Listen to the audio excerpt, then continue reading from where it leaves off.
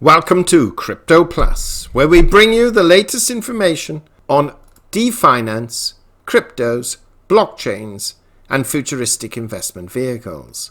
Today is Sunday the 25th of July 2021, and we're looking at Nicky's cryptocurrency portfolio. Yes, it's that time of week again. And we can see that her losses are reducing quite dramatically, and she believes she is in sight of a major profit play.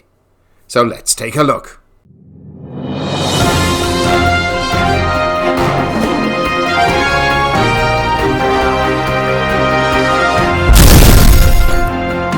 Welcome to Crypto Plus, and we are looking at Nicky's portfolio again. Nicky, it's Sunday afternoon, 14:40. Good afternoon to you. Good afternoon to you, Richard. Now, I will make a confession. When we looked at your portfolio last week, you were showing a loss of $1,961. Yes. And we made a bet for £1 that providing you didn't sell any of your tokens Naughty! or try to manipulate the balance, I was expecting your loss to get worse. Tut, Richard. But I will admit that your loss has improved as opposed to getting worse. But I want to show our listeners what happened in between. Because although my timing is wrong, whereas I said your portfolio will sink by next week, what actually happened, if we look on the screen, we can see that immediately after you left the studio, or my study, sounds posh, studio, doesn't it? Your loss increased from 1960 to 2,175. It got a lot worse than that. Then it went up to 2,693. And more. Then the next day it went to 3,232. And what was your worst loss? Because I didn't take the screen capture. Do you recall? I think it was about 3,600 Yes. or there or thereabouts. 3,600. Then, in the last 3 days, the markets turned around in order to give you a $956 loss as opposed to a $1,961.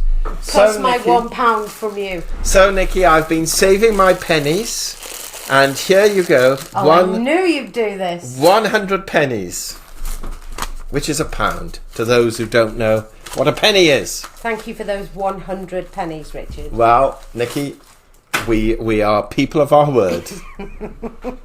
All right, bit of fun. A bit of fun. It's annoying being right and wrong at the same time, Nicky, isn't it? Let's have a look then at what's been happening quickly at your portfolio. I won't go through all of these in any great depth.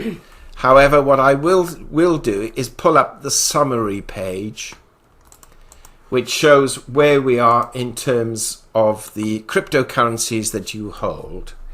And perhaps we can just talk about the new ones that you've actually also taken on board.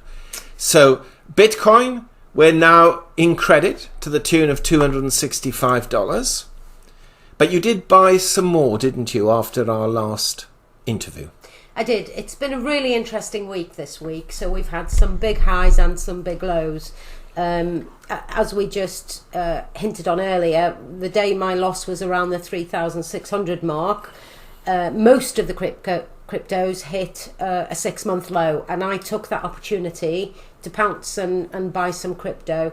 If you remember last week, I said one of the cryptos I was currently liking was Ethereum Classic. Well, I set up another 3 orders of Ethereum Classic as the price was dropping down. So in total, I had an investment of 1,400. Yesterday, I think it was, I sold one of those at a 30% profit, which was about £105, which, although I wanted to keep hold of Ethereum Classic, it was a good opportunity to sell, make a quick profit, and then I'll buy some more when it drops down again. And I did that also with Bitcoin, Binance and Cardano. I was a little unlucky because I set up an order for Ethereum and it didn't quite get there, so the order didn't execute, which, had it have done so, I would have had a nice little profit from that as well.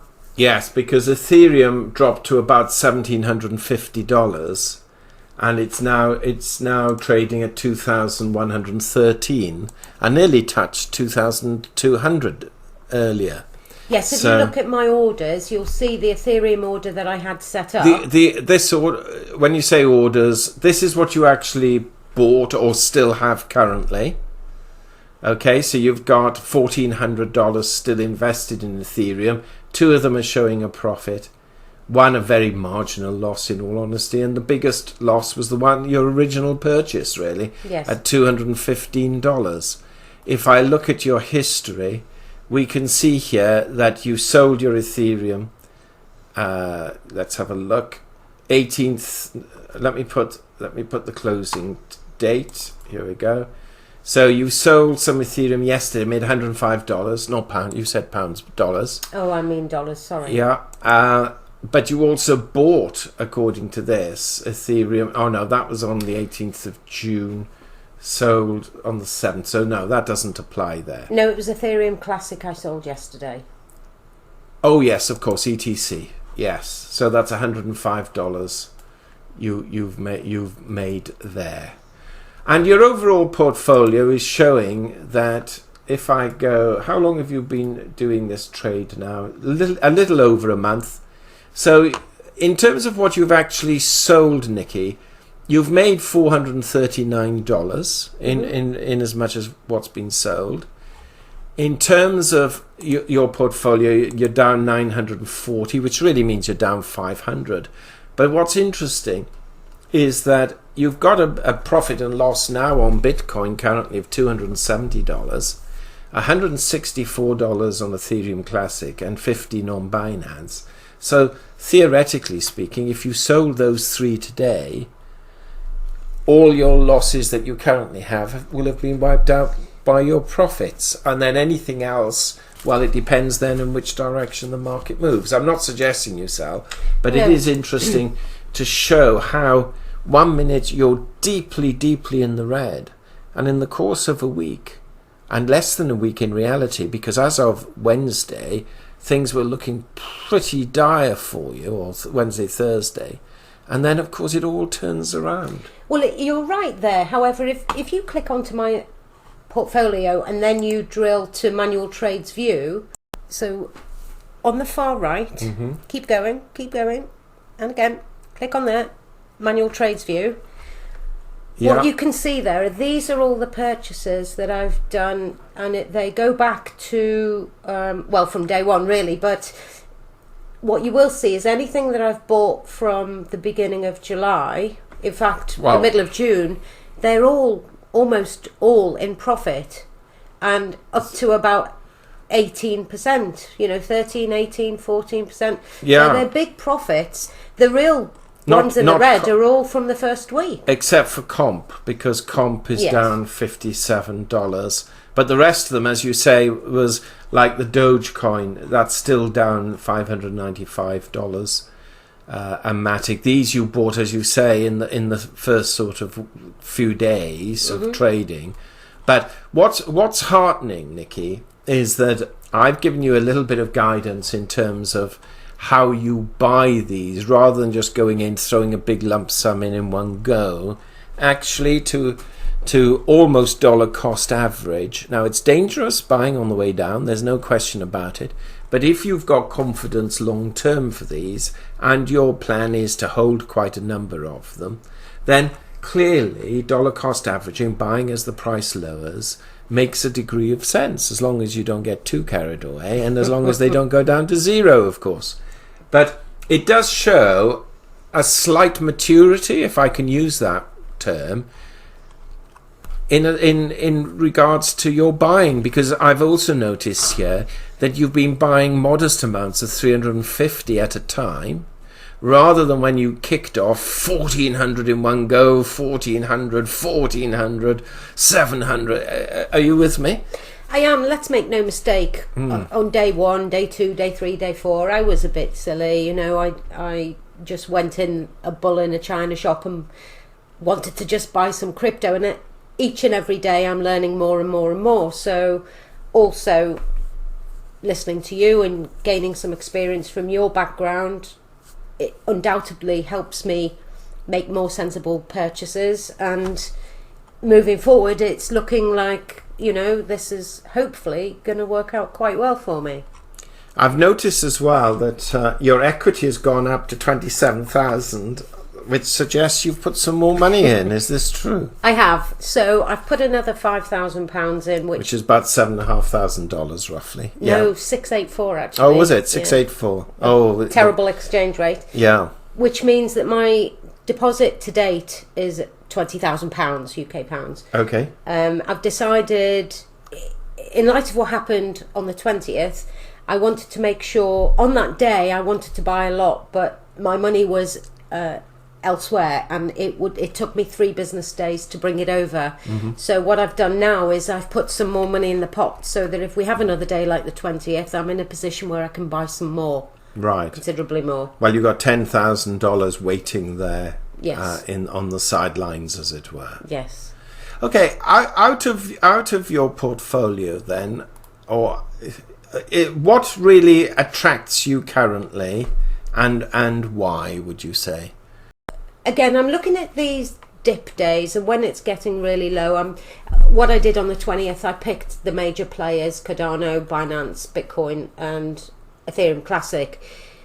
What I should have done, thinking ahead, was purchase some of the bigger dips, you know, the smaller ones like BAT's been doing very well, and Compound. I was focused on that day and building up a long-term portfolio, whereas I should have been thinking about what I'm trying to do, which is day trading plus long-term investment. So, but as well, because it showed you a dramatic fall, and let's be frank, you didn't really know if it was going to recover then, or if it was just going to continue to drop. Absolutely. The logic of buying the ones you were prepared to hold was that if it did continue to drop, then the damage isn't really done, because you were going to hold those in any case. Yes, you're right. You're right. The one that I personally was going to invest in, and because I was asleep when it hit my price and I didn't set a buy order, and that was Polygon. Polygon, there was a chap, I won't name him, but a chap on YouTube who bought in at 92 cents, $250,000. 2 days later, he bought another 150,000 at 88 cents. And I thought, you're an idiot. This is going lower. Everything screamed at me that it was going lower. And I actually planned to purchase Matic. I think I'm right in saying it's 64 cents, which was quite a significant drop from where this guy had put in the equivalent of $400,000. Anyway, when that crash came, Nicky, I could see Matic at 68 cents to buy. It dropped to 61. And yeah, I saw it at 68 cents to buy, and I thought, no, I'm going to buy it at 64. And then I went to bed and fell asleep. And then by the morning, I think, if I remember correctly, it was up over 75. And it had dropped, as you say, to about 61, but to buy, I think it was 64.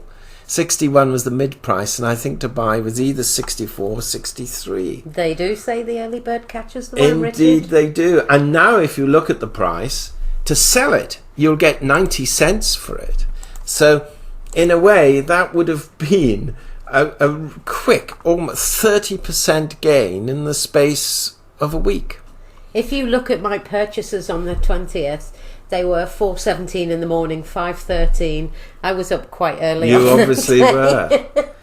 And that it was so annoying, because 64p, or cents rather, for me, was the equivalent of what we call the bottom of the mountain for Matic. Now, what do I mean by that? we all know, anyone who's been following these things, that the shares or the cryptocurrencies have in fact risen a few months ago to all-time highs and have been falling back. Now, if you look at Matic here, my ideal price was this low here, below 68 cents. And if you take it, that's the bottom of the mountain really here, 68 cents. And it did go to that figure. So it went up and then it started to plummet. And I was quite content to buy there, with the risk, admittedly, that it could have fallen to this figure of 37 cents. So it did have the potential to go down further. So I wouldn't have committed the store, if you like, at 64. But I thought 64 was the sort of slightly lower than that low there, and would be just about the right price to get in. And of course it was, and I missed it. And sometimes it's more frustrating to actually miss something than to actually get it and make a small profit, because you think 30, what investment could you do that you get 30% in 3 days? Yes, it could have gone down further, but I would have been happy to have held this particular cryptocurrency for that. Now, this isn't advice. It's just what I personally would have done because of the research that I've done into this particular cryptocurrency. Really, really annoying, I have to admit. Going back to you, Nicky, and to round this video up, what are you going to really be looking at then in terms of which ones are you going to be tempted if the prices fall back? Well, what I'm doing at the moment is, and we've spoken about this, I've done a lot of research this week about protecting my crypto. Mm-hmm. And by that, there are various ways that you can store your crypto. What is agreed by just about everybody is that if you are holding something for the long term, you don't keep it on the exchange. So you can either put it in an online wallet, which is a lot of the platforms have their own version of this. The alternative to that is a cold or hard wallet, which is, it comes in two forms. You've either got the paper version or you've got a device, a hardware version. And the beauty of this is it adds an extra layer of security again by giving you your own private keys, which are stored on an external device. What that means also is that it's never online, so it's not open to attack. So I've been looking into that for the last few days. The two main products I'm looking at and I've sort of whittled down to are Ledger and Trezor. They both have their pros, they both have their cons. This morning I was leaning towards Ledger, this afternoon I'm leaning towards Trezor, so it just shows you a little bit about my state of mind. But one of those two I'll be getting this week, and I know all along we've been talking about Dogecoin and about me dumping it as soon as it gets back up to near the price where I bought it at. But I've now had a little bit of a change of heart, and I'm going to dump it in a hard wallet and just leave it there, because the long-term price predictions are that actually it will do very, very well. So my intention with Doge is to keep it for 5 years plus and just see if that does pay off. And I will be storing some of my other coins, some of my Ethereum, Cardano, Binance, Bitcoin. I'll be putting them in there so that they're safely tucked away. And my portfolio, probably by next weekend or the weekend after, will show more of the day-to-day trading I'm looking to do. So you should see a very different picture next weekend. Because of course, once you take these coins off that are showing the losses, then your profit on the screen will vastly improve. It will. Do you want that bet again? No, because you'll take it off and that you'll have improved the profit. Of course I will. Now, of course, the question everyone is asking, and we all accept that Bitcoin is the leader. If Bitcoin goes up, most other cryptos go up, and if Bitcoin goes down, most cryptos go down. And of course, the issue for most is that it, having fallen below 30,000, bounced back again, reaching over $34,500, yes, which was a sort of a key resistance level. Although it's falling back a little now, it's at 34,313 to buy. Having said that, a lot really depends. If it gets over that 35,000 and stays there overnight, then people are talking about somewhere in the region of 41, 42,000.